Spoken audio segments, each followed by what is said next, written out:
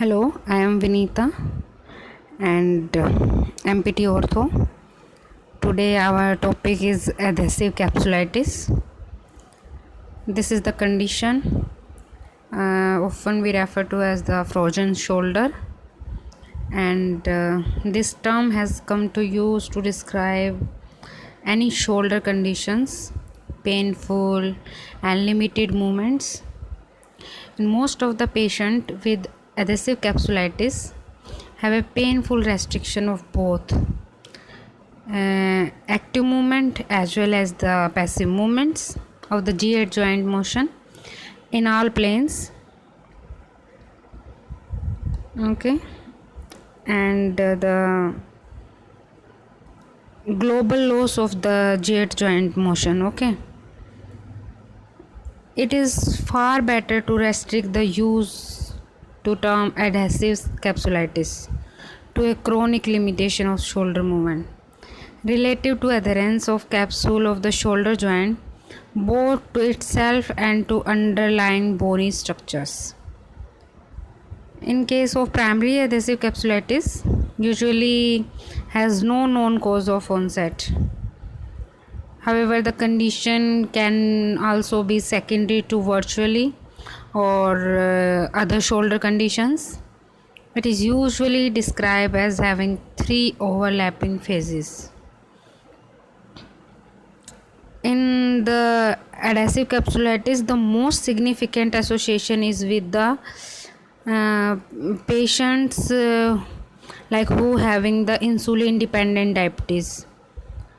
Bilateral disease occur in approximately 10% of patients, but can be as high as 40% in patients with history of insulin dependent diabetes.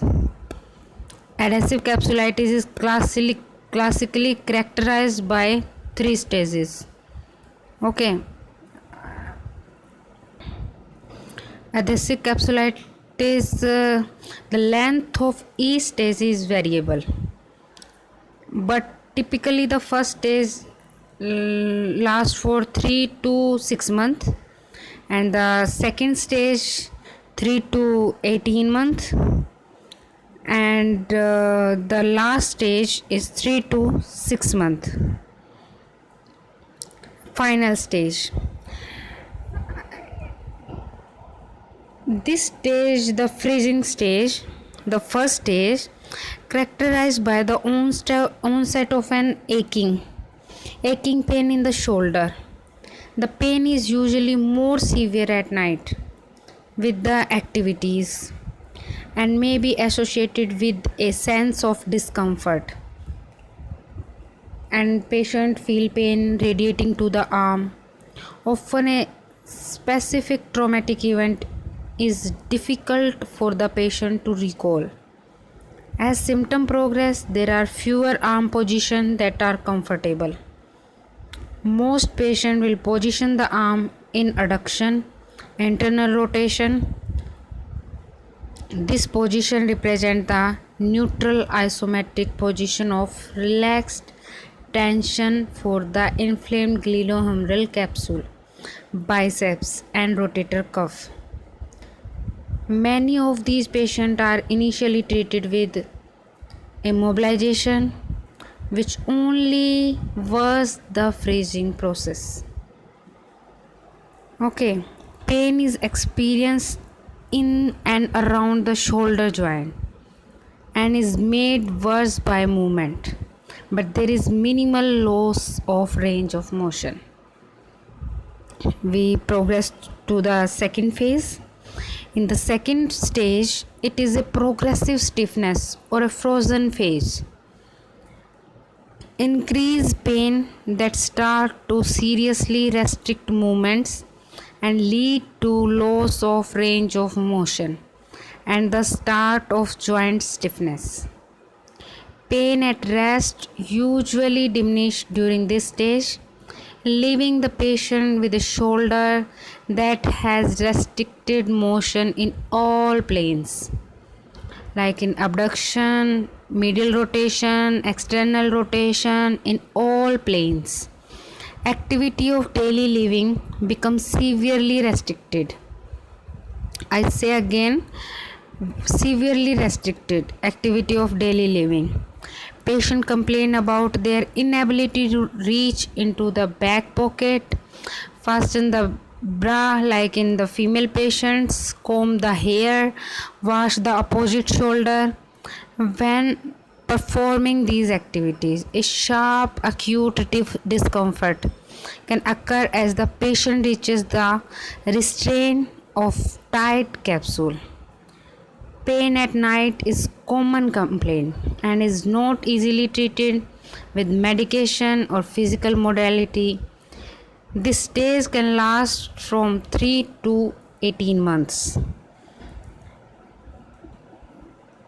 These stages are given different in different books. Okay, the duration, like in given these paragraphs, there is 2 to 6 months, but I read in the brosman that says 3 to 18 months. Okay, and I have another book, they say that it is 3 to 8 months. Okay, these are different classification of month wise. The final stage is the resolution or thawing phase. In this stage,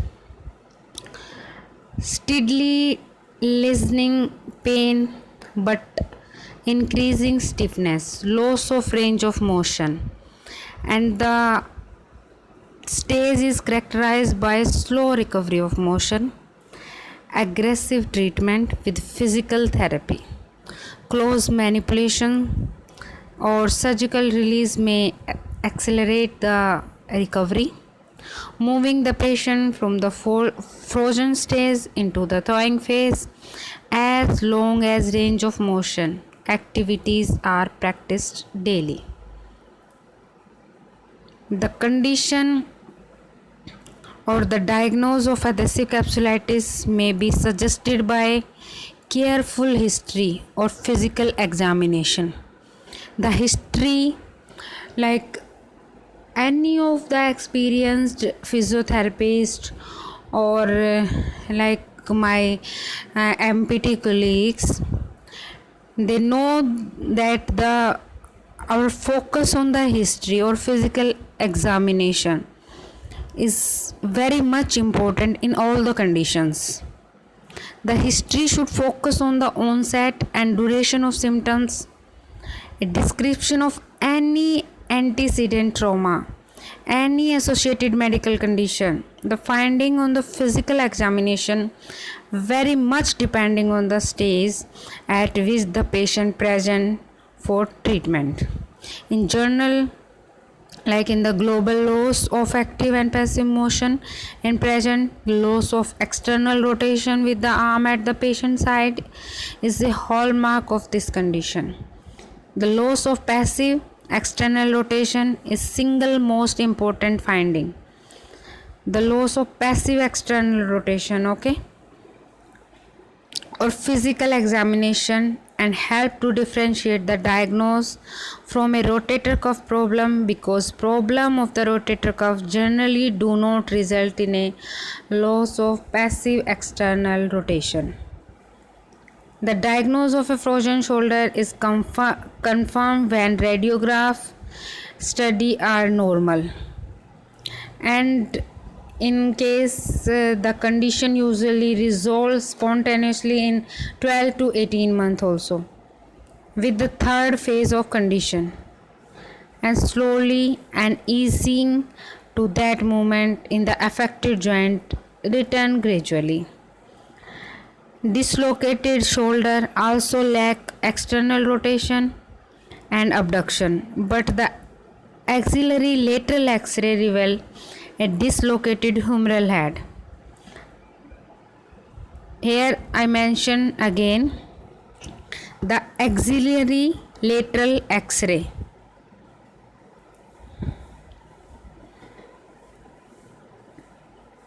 The physician should also be aware of possible underlying disorders that may have caused the adhesive capsulitis, painful rotator cuff tear that caused the patient to stop using the arm. In treatment phase, before treatment, in the observation phase, you will see that the general wasting of musculature around the shoulder region with the loss of smooth shoulder contour, and there is one more which is the palpation part. There is no any exclusive findings of increased temperature or swelling, but no tenderness elicited on the palpation also. Okay, we start the treatment. The treatment protocol, like even though adhesive capsulitis is believed to be a self-limiting process, it can be severely disabling for months to years. As a result, we require that aggressive treatments, once the diagnosis is made, initially treatment should include an aggressive physical therapy, aggressive physical therapy, okay, and anti-inflammatory medications. Then we proceed to the one by one phase wise treatment. Okay, like when Cohen and Romeo who describe the treatment of adhesive capsulitis with the week by week, we see that in week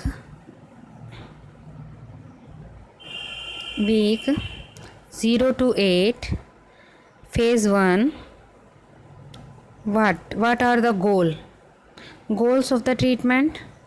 First, we have to relieve the pain. Okay, second, restore the motion. These are two goals: none restrictions and none immobilization. Pain control by the reduction of pain and discomfort essential for the recovery. Okay, like NSAIDs, first line medications, GS joint injections by the orthopedician, oral steroids, and what are the physiotherapy management? Because therapeutic modalities are used in this treatment,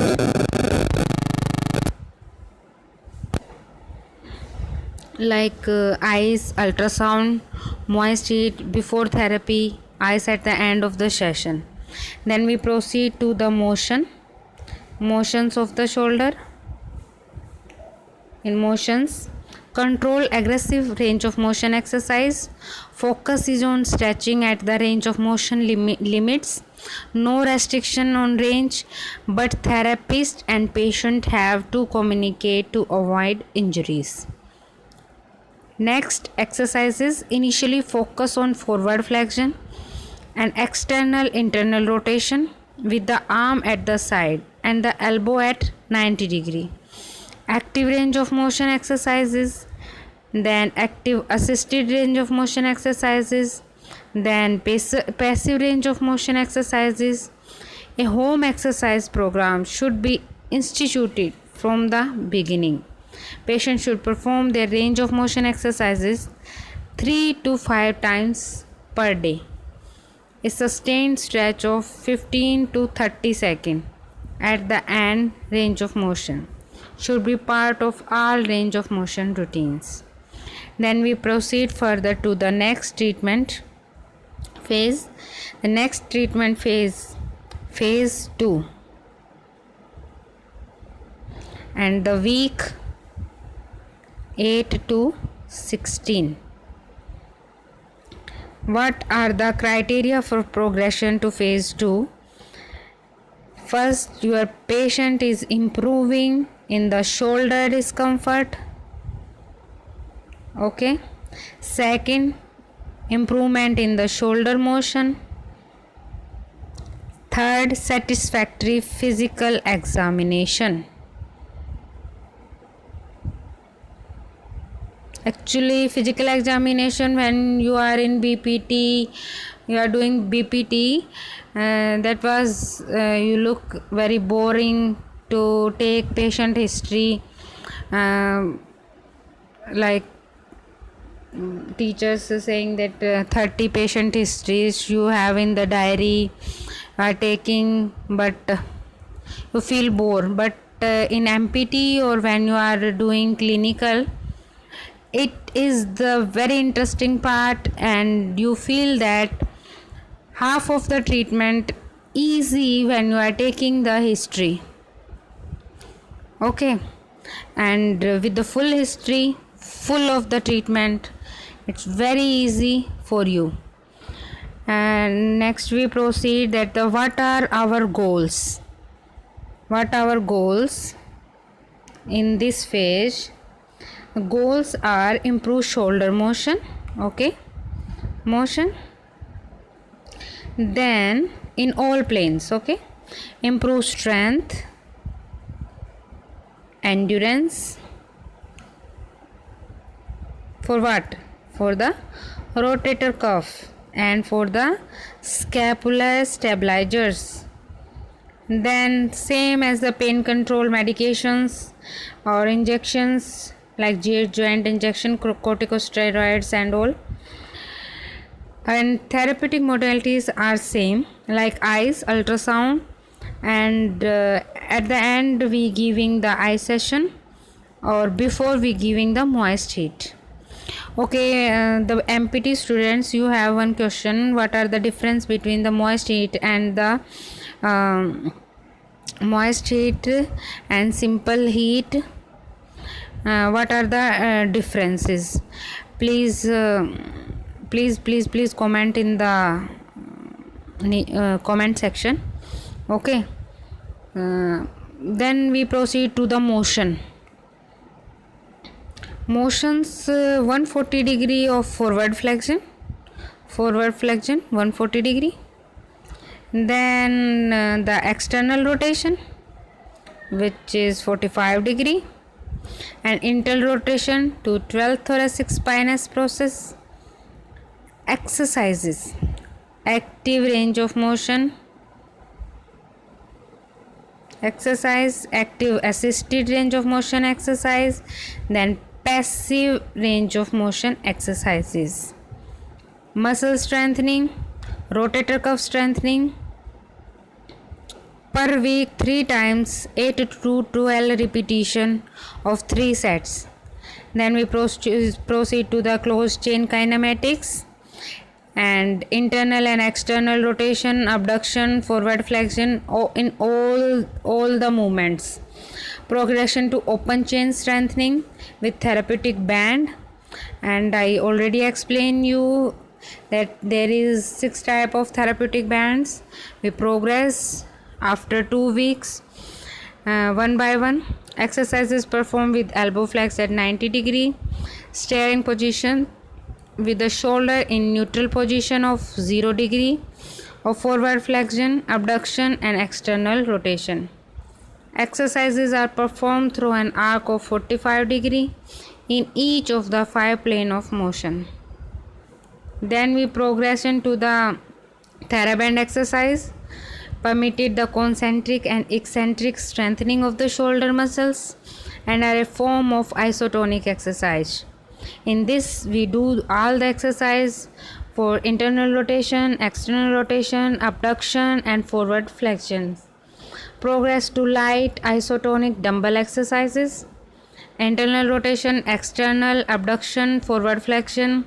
Then we proceed to the strengthening of the scapular stabilizers.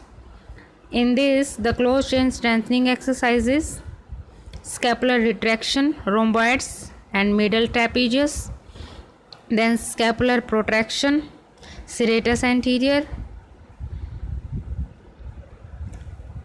then the scapular depression, shoulder shrugs and deltoid strengthening. Then we proceed to the phase 3. Phase 3 is month 4 and beyond.